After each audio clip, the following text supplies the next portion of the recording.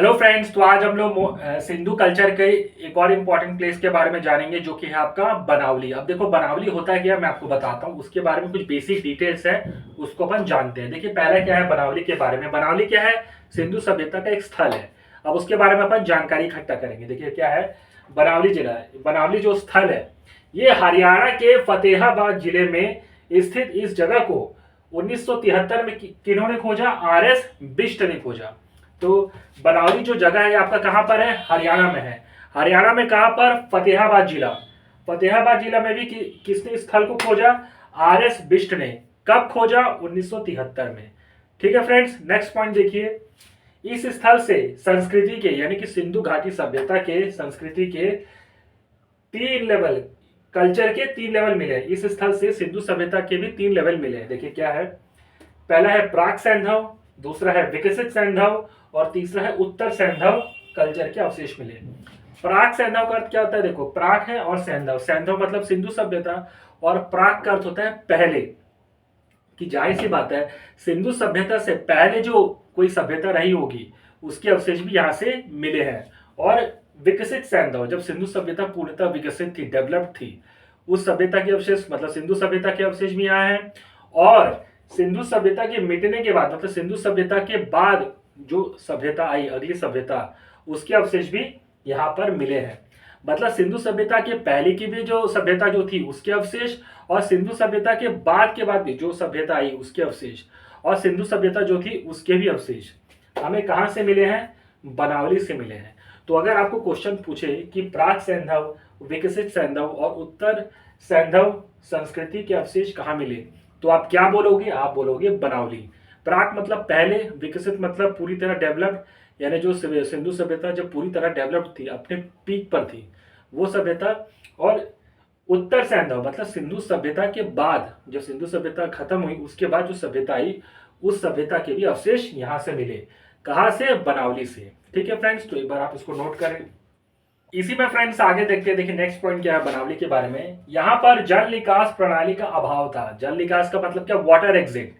जैसे घरों से जो पानी उनी निकलता है, वो जो निकास है मतलब जो एग्जिट है, वाटर सिस्टम का, वाटर एग्जिट सिस्टम का, कि जो पानी निकलता है वो कैसे निकलता है, उस सिस्टम का अभाव था। वो सिस्टम यहाँ पर नहीं था कि पानी कैसे बाहर निकल रहा है। जो प्रणाली होती है ना, कहीं भी देखो, जैसे हमारे घर में हम जो हमारे घर से जो पानी निकलता है, बड़े बड़े इंडस्ट्रीज कहीं से भी पानी निकलता है, वो नाले से होते हुए, छोटे छोटे नाले से होते हुए बड़े नाले में मिलता है, फिर उस सीवरेज सिस्टम में जाता है। मतलब एक सिस्टम होता है ना, प्रॉपर होता है, एक प्रॉपर सिस्टम होता है कि जो नाले से निकलने वाला जो वेस्ट है वो नाले से होते हुए बड़े नाले में जाएगा, फिर कैसे गटर के अंदर। मतलब जो सिस्टम रहता है किसी भी शहर को बसाने का, उसमें जो वाटर एग्जिट का जो सिस्टम रहता है। मान लो कि बहुत तेज बारिश हो गई, तो कभी आपने नोटिस किया होगा कई ऐसे शहर शहर होते हैं, डेवलप्ड शहर होते हैं, जहाँ पर कितनी भी तेज बारिश हो वहाँ पानी भरता है, कुछ सेकंड के बाद वहाँ से पानी निकल जाता है।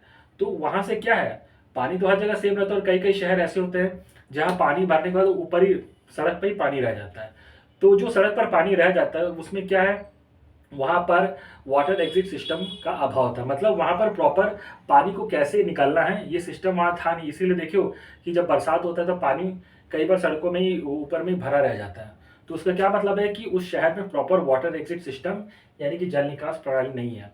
और जहाँ पर जल निकास प्रणाली है वहाँ पर कितना भी बारिश हो, कुछ भी बारिश हो, थोड़े समय बाद वहाँ से सड़कों से पानी पूरी तरह गायब हो जाता है। क्योंकि पानी को कैसे बाहर निकालना है ये पूरा जो स्ट्रक्चर है वो पहले से कुछ जो बड़े शहर होते हैं जो प्लान करके बनाए जाते हैं वहाँ डेवलप किया जाता है।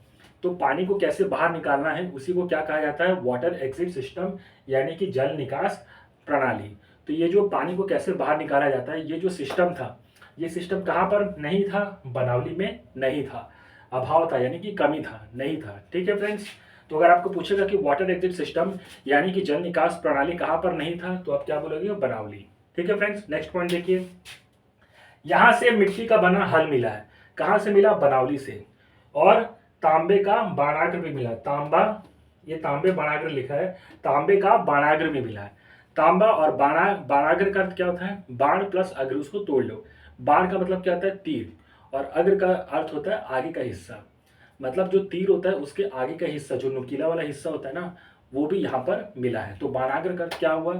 तीर का आगे वाला हिस्सा यानी कि नुकीला वाला हिस्सा। बाणाग्र मतलब बाण प्लस अग्र, यानी बाण का अग्र हिस्सा यानी बाण का आगे वाला हिस्सा, और आगे वाला हिस्सा क्या होता है, नुकीला होता है, तो उसी को क्या बोला गया है, बाणाग्र। ठीक है फ्रेंड्स, नेक्स्ट पॉइंट देखिए, बनावली से अधिक मात्रा में जौ मिला है।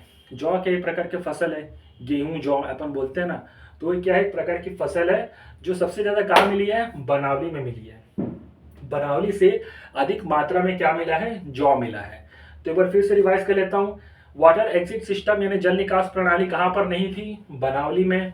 और नेक्स्ट पॉइंट, मिट्टी का बना हल कहाँ से मिला, अगर आपको पूछेगा तो क्या बोलोगे, बनावली में। नेक्स्ट, तांबे का बाणाग्र यानी जो बाण का जो नुकीला हिस्सा होता है वो आपको कहाँ मिला, जो कि तांबे का बना है, वो अगर आपको पूछेगा कहाँ मिला तो आप क्या बोलोगे, बनावली में मिला। नेक्स्ट, बनावली से सबसे अधिक मात्रा में क्या मिला, अगर आपको पूछेगा तो आप क्या बोलोगे, जौ। ठीक है फ्रेंड्स, तो एक बार आप इसको नोट कर लो। तो फ्रेंड्स, तो अब हम लोग सिंधु कल्चर का अगला स्थल पढ़ेंगे जो कि क्या है आपका, धौलावीरा। अब धौलावीरा क्या है, धौलावीरा भी एक बहुत इंपॉर्टेंट प्लेस है। अब इसके बारे में जानेंगे कि ये है क्या। देखिए क्या है, पहले बात देखते हैं इसका लोकेशन। ये जो है आपका गुजरात के कच्छ जिले में भचाऊ में स्थित है। गुजरात का एक जिला होता है कच्छ, रन ऑफ कच्छ आप सुने होंगे, कच्छ का रण। गुजरात के कच्छ जिले में भचाऊ में स्थित है। भचाऊ नाम का एक तालुका है, वहां पर ये स्थित है क्या, धौलावीरा। तो धौलावीरा कहां पर है, गुजरात में, आप समझ लो, गुजरात के कच्छ में मान लो, और उसमें और भी पूछ दिया तो कहां, भचाऊ में। ठीक है, और इसकी खोज 1967 बोले तो 1967 में जेपी जोशी ने की। तो अगर आपको पूछे कि धौलावीरा की खोज किसने की, तो आप क्या बोलोगे, जेपी जोशी ने। कब की, तो बोलोगे आप 1967 में, याद रखेंगे इस चीज को। नेक्स्ट है, यहां से मिलने वाले सिंधु लिपि के 10 बड़े चिन्हों से निर्मित शिलालेख यहाँ की महत्वपूर्ण उपलब्धि है। अगर आपको पूछेगा कि धौलावीरा में ऐसा क्या है, तो देखो आपको क्या बोल रहा है, धौलावीरा में सिंधु जो लिपि होती है, जो अपन लिखते हैं, आज अपन जैसे हिंदी लिखते हैं, वो किस में रहता हुआ, अ ब स द, वो क्या है, देवनागरी लिपि है, एक लिपि होती है। ठीक है, जो अपन लिखते हैं उसको क्या बोलते हैं, लिपि।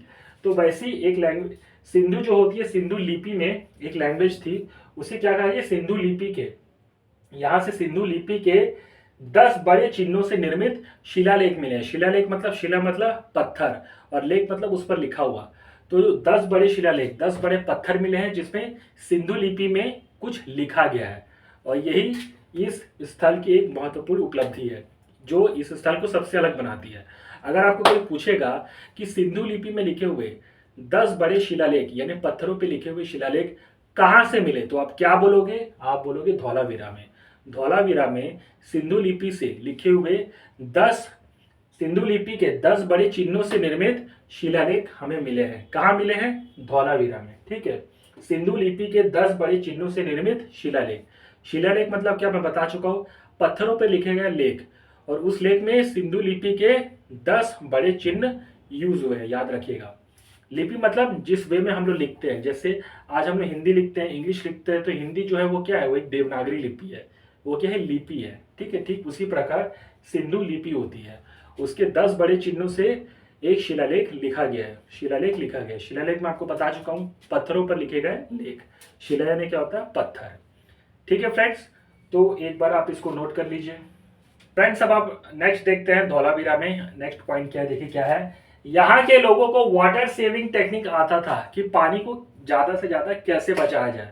इसका मतलब यह है कि यहाँ के लोगों को कहीं ना कहीं मालूम था कि जल जो संसाधन है, जो प्राकृतिक संसाधन है, वो मनुष्य के लिए यानी इंसान के लिए कितना इंपॉर्टेंट है, तो पानी को कैसे सेव किया जाए, कई सारी जो टेक्निक्स होती है वो टेक्निक से धौलावीरा के लोग क्या थे, परिचित थे कि पानी को कैसे बचाया जाए।